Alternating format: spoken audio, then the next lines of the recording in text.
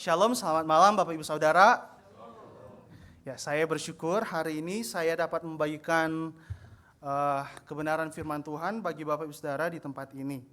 Hari ini saya diberikan suatu tema, ketika belum ada jawaban.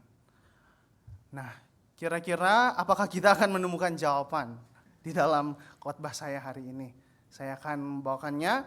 Nah, Bapak Saudara, saya akan membawakan satu renungan ini di dalam kitab Mazmur. Mari kita bersama-sama membuka kitab Mazmur, spesifiknya di dalam Mazmur 13.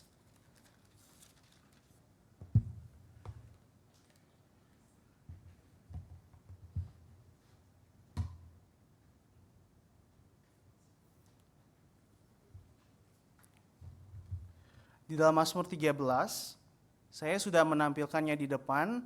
Mari kita membacanya. Saya akan membacakannya bagi Bapak Saudara sekalian. Mazmur 13. Untuk pemimpin biduan, Mazmur Daud. Berapa lama lagi Tuhan kau lupakan aku terus-menerus? Berapa lama lagi kau sembunyikan wajah-Mu terhadap aku? Berapa lama lagi aku harus menaruh kekhawatiran dalam diriku dan bersedih hati sepanjang hari? Berapa lama lagi musuhku meninggikan diri atasku? Pandanglah dan jawablah aku ya Tuhan, Allahku. Buatlah mataku bercahaya, supaya jangan aku tertidur dan mati. Supaya musuhku jangan berkata, aku telah mengalahkan dia, dan lawan-lawanku bersorak-sorak apabila aku goyah. Tetapi aku percaya kepada kasih setiamu. Aku percaya, hatiku bersorak-sorak karena penyelamatanmu. Aku mau menyanyi untuk Tuhan, karena Ia telah berbuat baik kepadaku. Bapak Saudara, sekitar 1700 tahun yang lalu, ada seorang pria bernama Marcellinus. Ketika dia membaca kitab Mazmur, dia kebingungan gitu ya. Dia bingung bagaimana dia harus memahami kitab Mazmur. Nah, Marcellinus ini pun mengirim surat kepada salah satu sahabatnya bernama Athanasius. Athanasius dari Alexandria. Ada yang tahu? Athanasius Alexandria adalah seorang bapak gereja. Nah, ketika dia dalam kebingungannya ini menyurati Athanasius, Athanasius pun menjawab. Kunci untuk memahami kitab Mazmur adalah dengan menyadari bahwa ketika kita membaca kitab Mazmur, itu bagaikan satu taman yang bukan hanya diisi oleh satu pohon saja, yang hanya menghasilkan satu jenis buah. Tetapi kitab Mazmur itu ibarat sebuah taman yang isinya itu berbagai macam jenis pohon, berbagai macam jenis buah yang dihasilkan di dalam kitab Mazmur. Ini adalah sebuah metafora, tentu saja Bapak Saudara.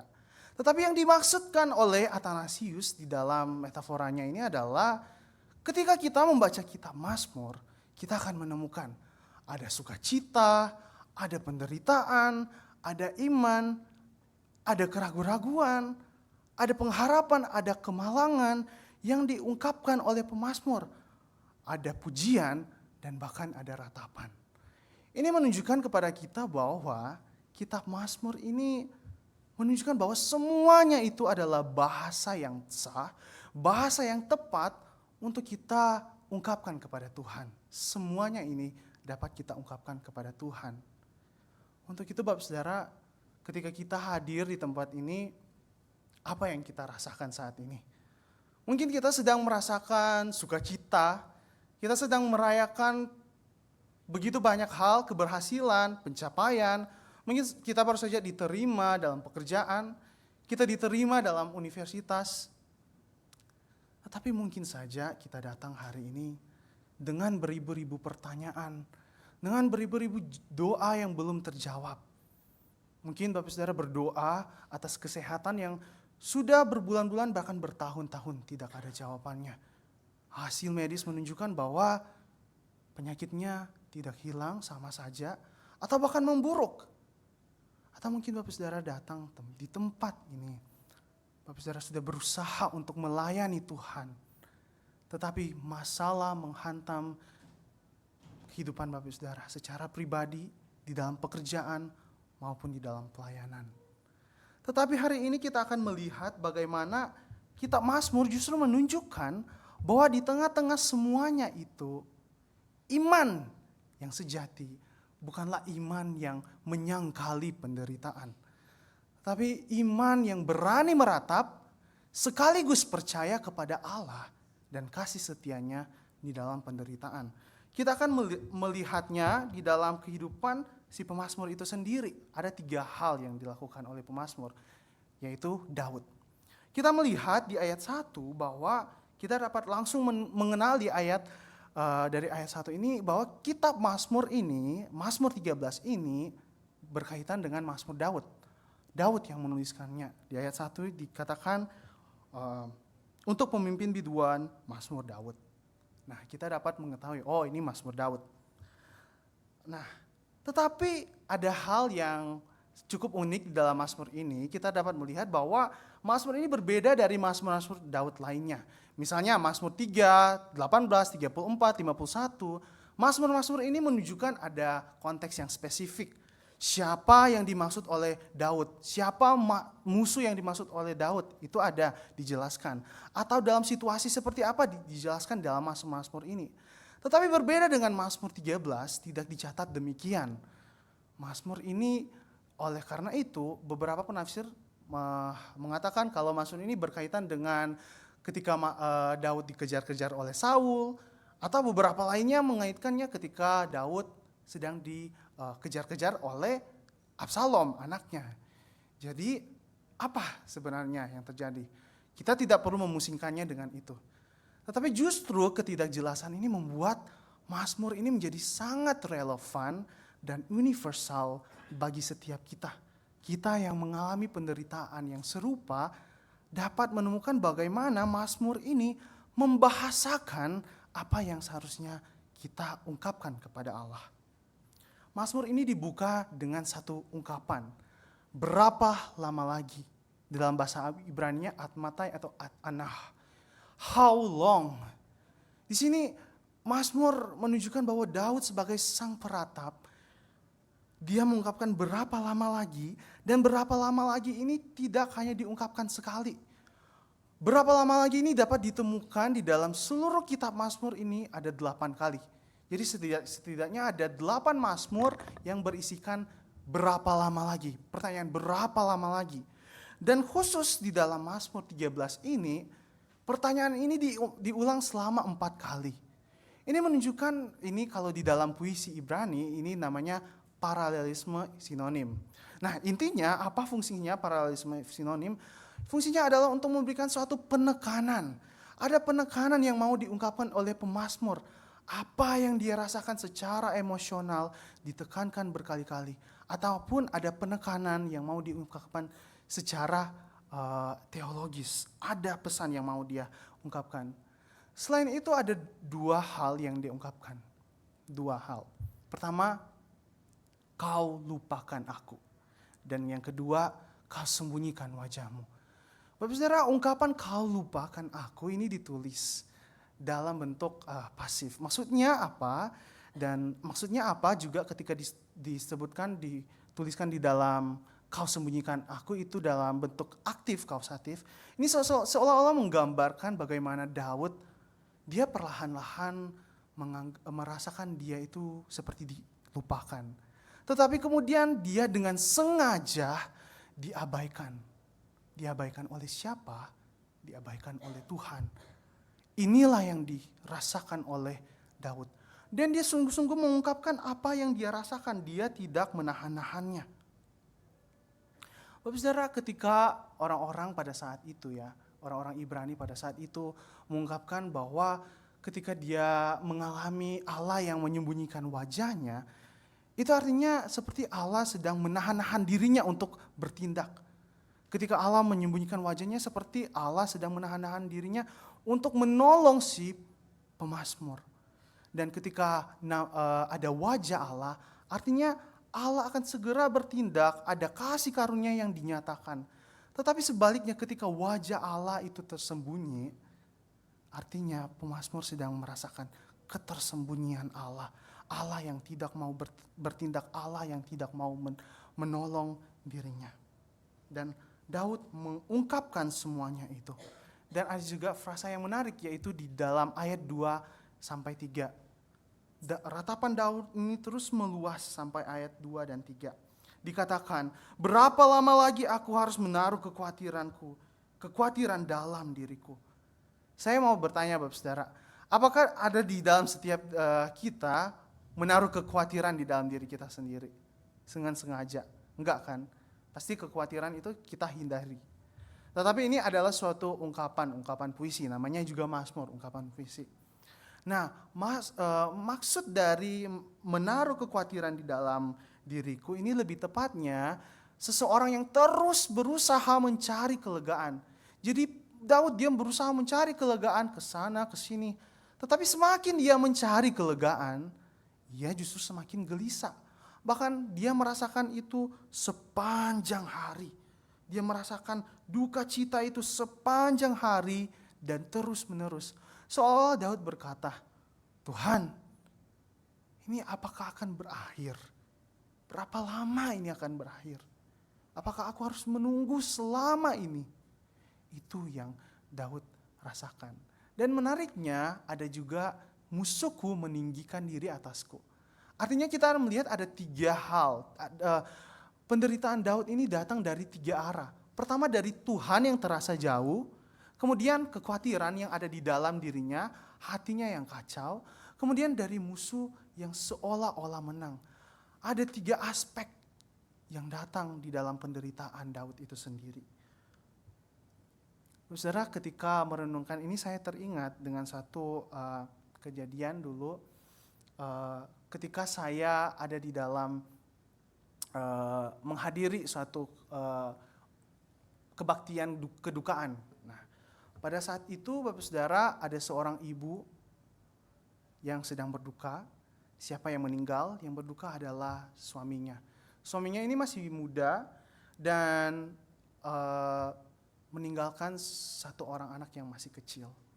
Suaminya ini meninggal karena serangan jantung yang mendadak.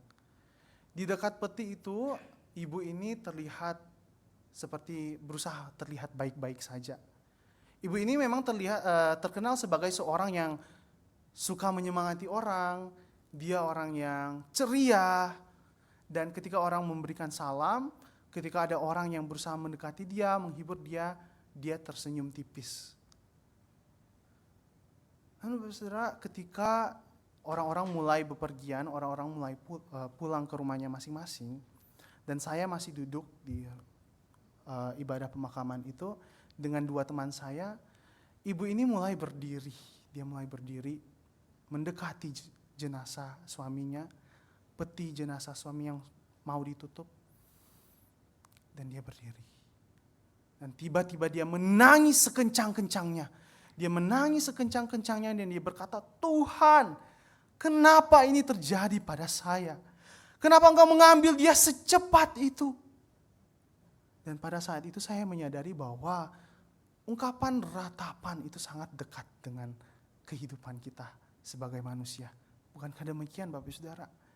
Dan pada saat itu justru saya melihat ibu ini justru bukan sekedar menunjukkan kelemahannya, tetapi justru disitulah dia untuk pertama kalinya berdoa dengan jujur, dengan terbuka di hadapan Allah.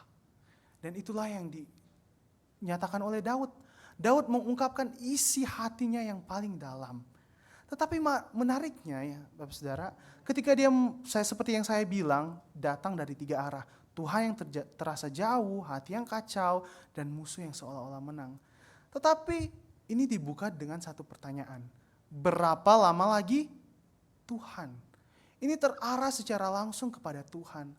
Artinya penderitaan terdalam yang dirasakan oleh Daud pada saat itu adalah berkaitan dengan relasinya dengan Tuhan. Pada saat itu dia merasa Tuhan terasa jauh darinya. Melebihi dari setiap penderitaan hidup yang dia alami pada saat itu. Hati yang kacau, hati yang tidak tenang, dan musuh yang seolah-olah menang. Tetapi yang paling dalam itu adalah ketika Tuhan terasa jauh dari dirinya. Bapak Saudara, kita hidup di dalam suatu culture ya, suatu budaya. Ketika ada orang yang meratap, ketika ada orang yang mengungkapkan kesedihannya, biasanya kita langsung menjudge apa? Kurang iman, Misalnya kita dengan gampang berkata jarang berdoa, kurang bersyukur. Sehingga mungkin ada perkataan-perkataan yang dalam tanda kutip terdengar positif, menyemangati begitu ya. Seperti badai pasti berlalu. Tuhan tidak akan memberikan cobaan melebihi dari kekuatan kita. Bapak Saudara, saya tidak menentang perkataan itu, dan terkadang perkataan-perkataan kalimat seperti itu dapat menguatkan iman jika pada konteks dan pada situasi yang tepat. Tetapi jika itu satu-satunya narasi yang terus kita dengar sepanjang spiritualitas kita, maka saya katakan kita harus berhati-hati. Mengapa? Karena spiritualitas yang menyangkali penderitaan dapat menyebabkan dua hal ini. Iman kita menjadi dangkal, dan wajah Allah yang penuh anugerah dan memahami penderitaan manusia itu perlahan-lahan memudar di dalam pemikiran kita, di dalam keyakinan kita. Itu yang menjadi bahayanya, Bapak Saudara. Inilah sebabnya Mazmur 13 ini menjadi sangat penting bagi kita semuanya.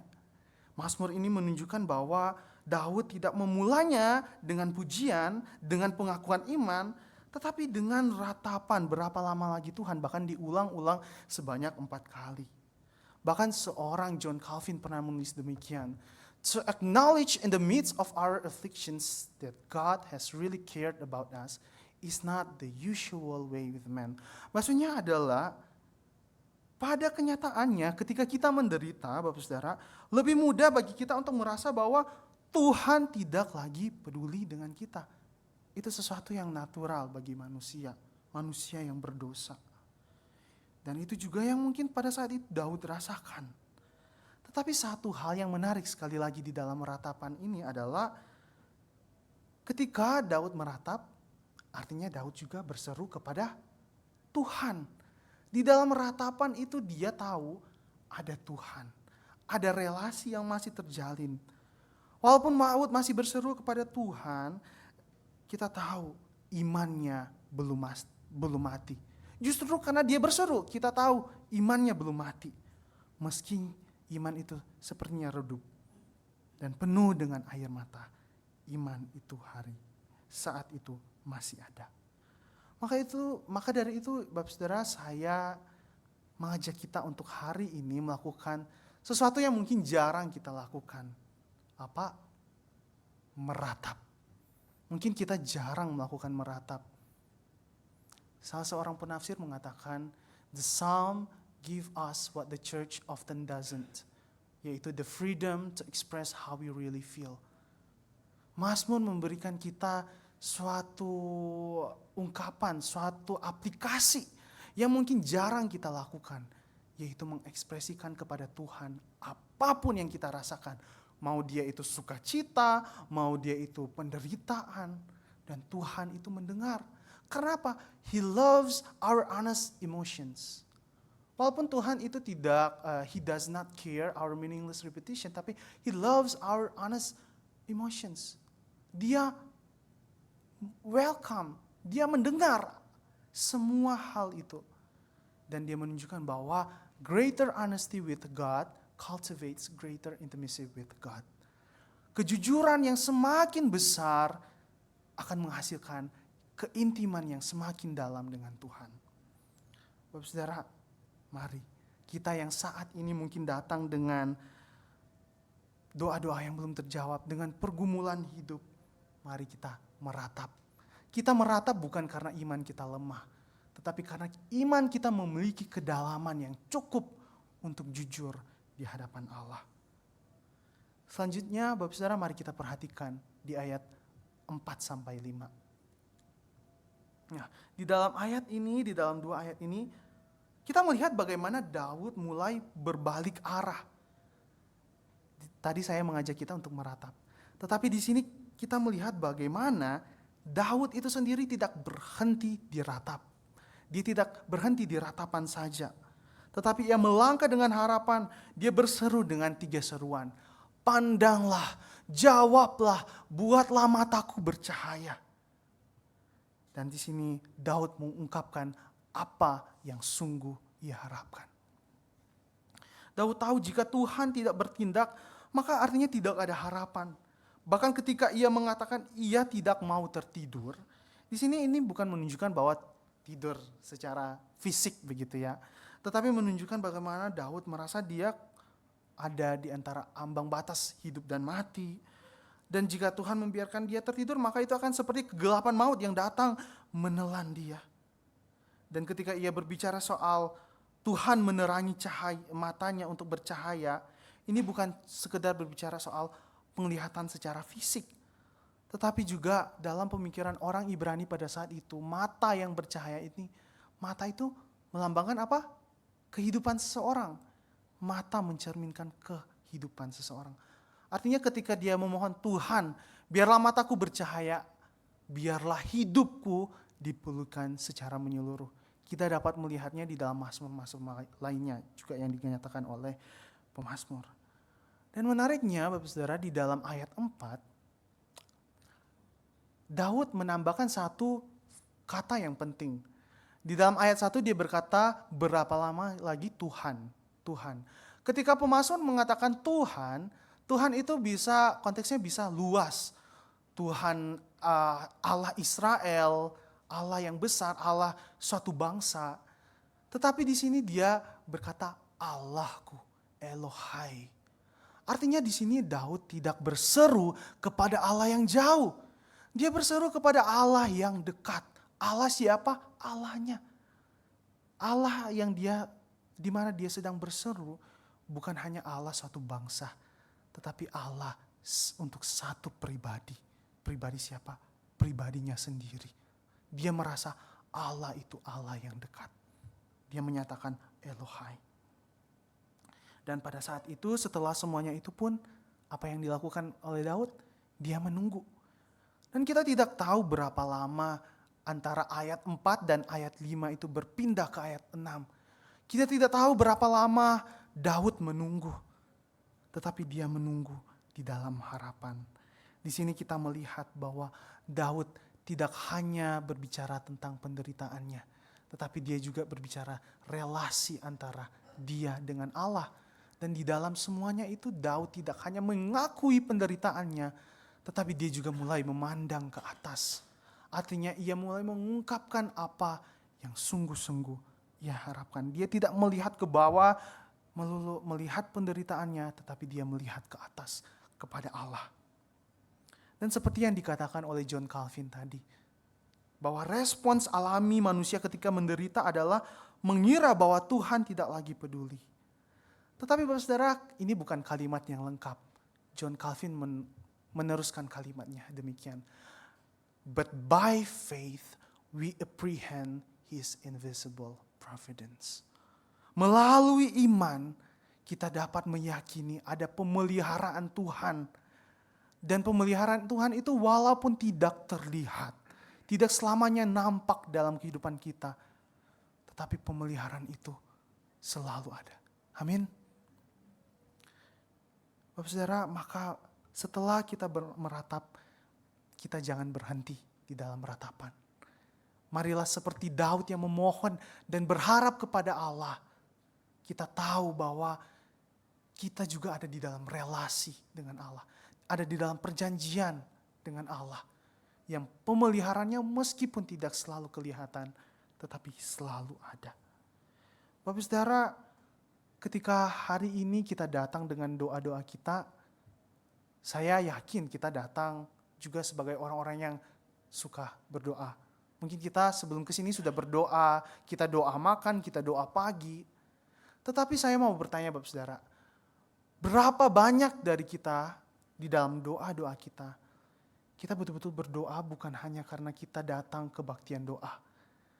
Tetapi kita betul-betul berdoa dengan suatu kesadaran, di luar Tuhan, aku tidak bisa berbuat apa-apa. Di luar Tuhan, aku tidak dapat melakukan apa-apa. Bahkan melangkah saja aku tidak dapat berbuat apa-apa.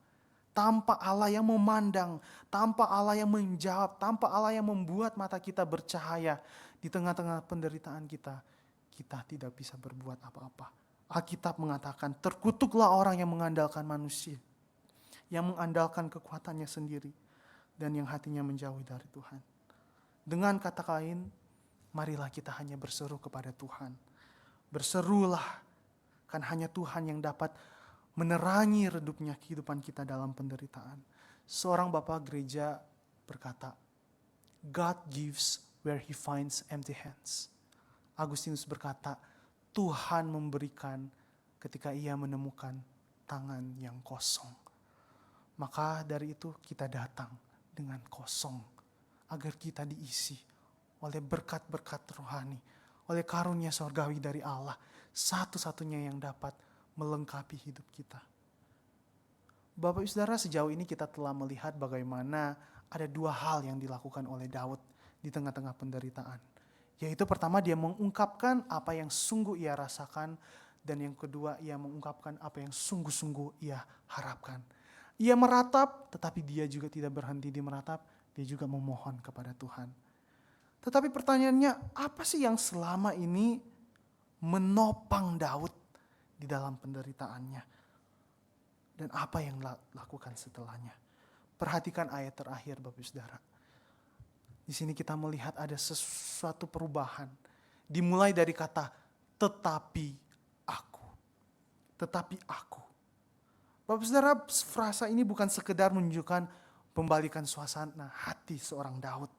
Melainkan sebuah deklarasi iman yang teguh.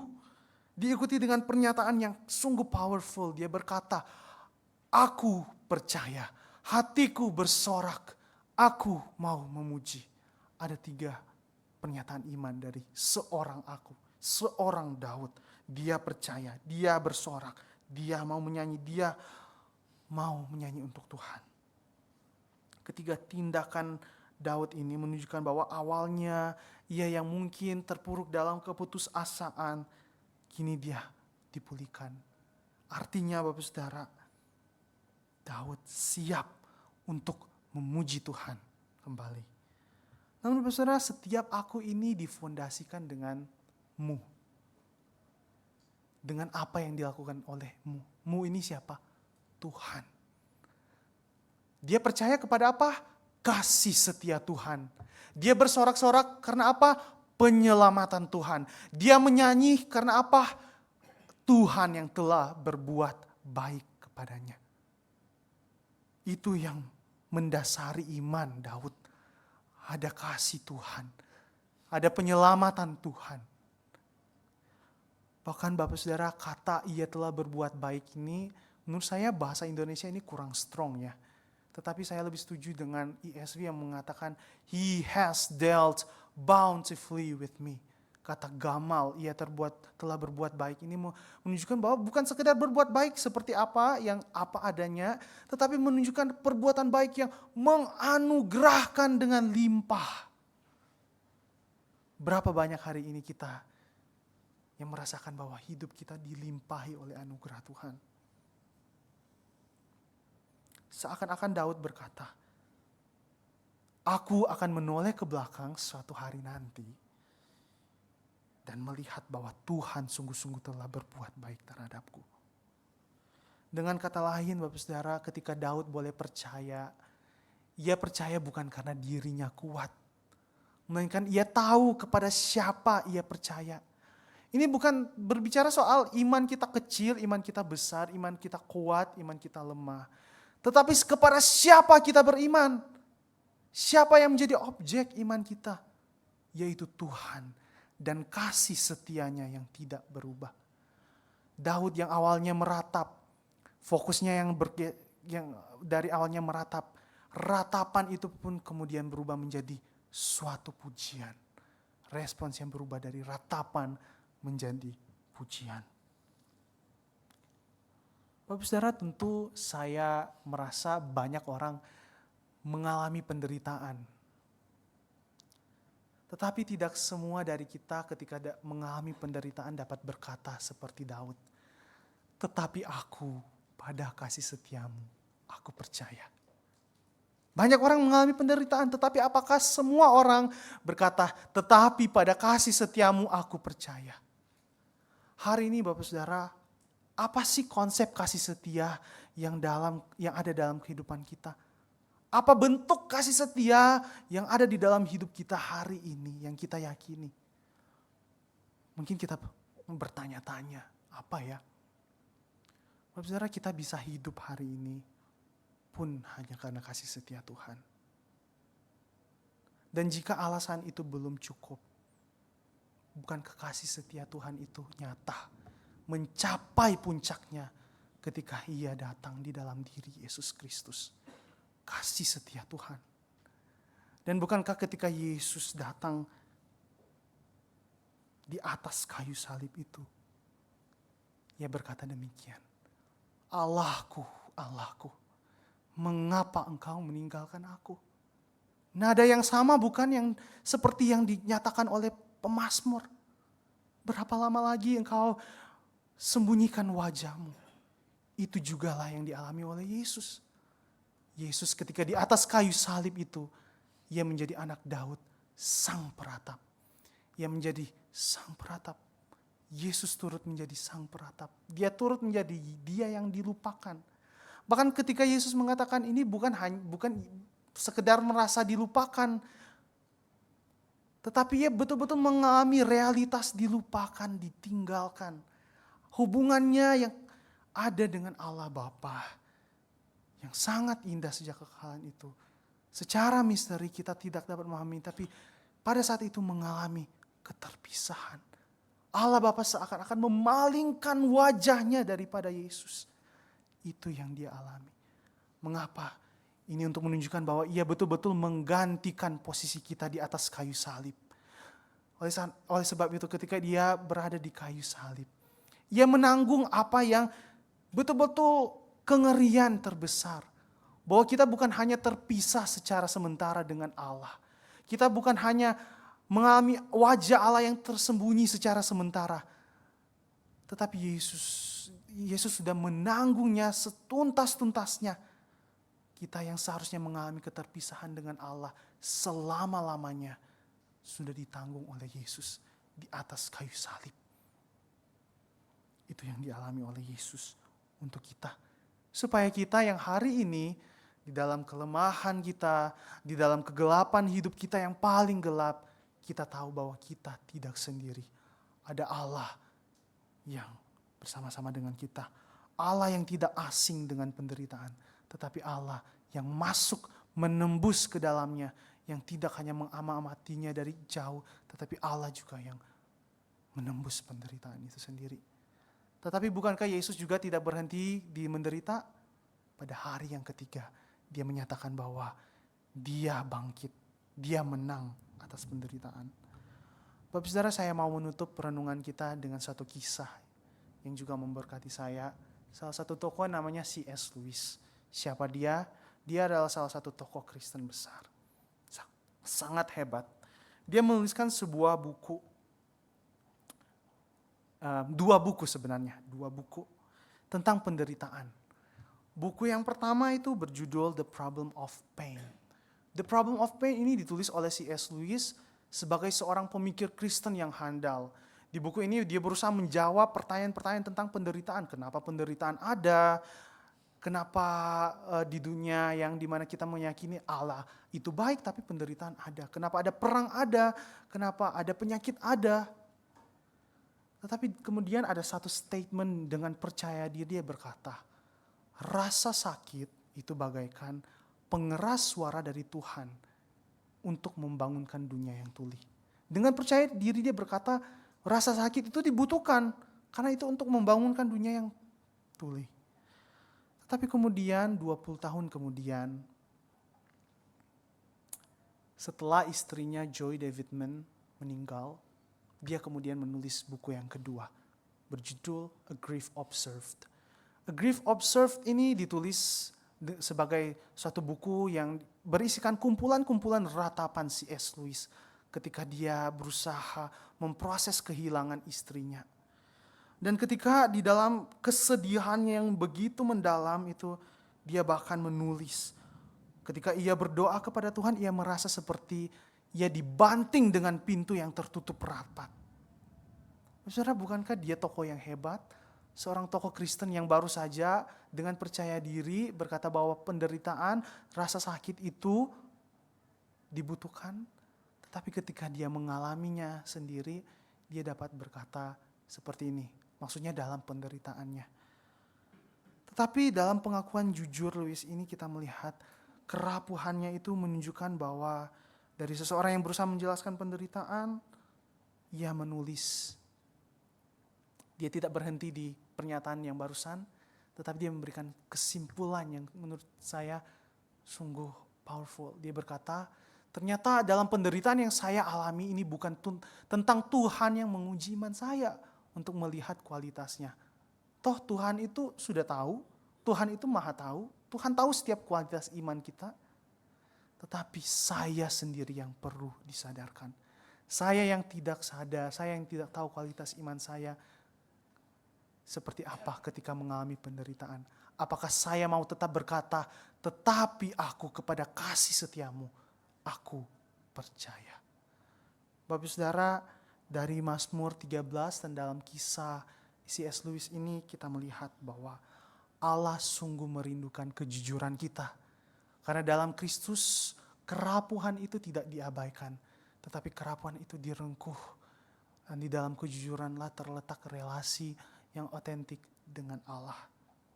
Tetapi juga kita tidak berhenti di dalam ratapan, bukan? Ada pengakuan iman. Oleh karena itu mungkin kita yang hari ini merasa pintu pertolongan tertutup rapat. Kita yang terus berdoa, kita sudah lelah, mungkin kita mati rasa untuk berdoa. Mazmur ini menunjukkan bahwa kita untuk tidak berhenti. Merataplah, tetapi jangan berhenti di sana. Percayalah pada kasih setia Tuhan. Di atas semuanya itu percayalah kasih setia Tuhan. Karena Allah yang kita sembah adalah Allah yang berdaulat atas ratapan umatnya. Dan kasih setianya tidak akan pernah gagal untuk selama-lamanya. Mari kita tunduk kepala, kita bersatu dalam doa.